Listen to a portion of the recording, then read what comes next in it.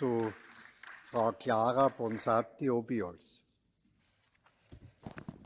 Thank you, President.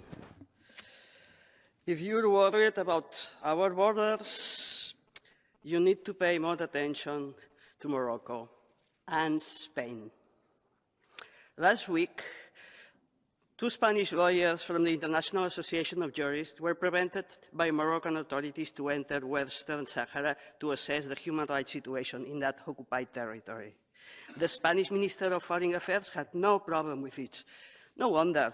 This is only one more Moroccan human rights violation with Spanish seal of approval.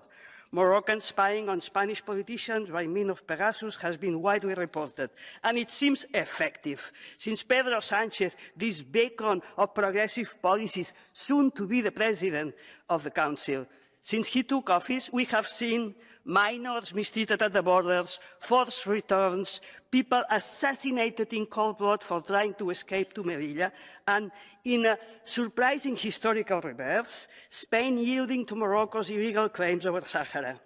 Is this all the result of blackmail from Morocco thanks to information obtained through Pegasus? Who knows? What we know is that all of this is inconsistent by a mile with anything pertaining to our European values and laws. Thank you very much.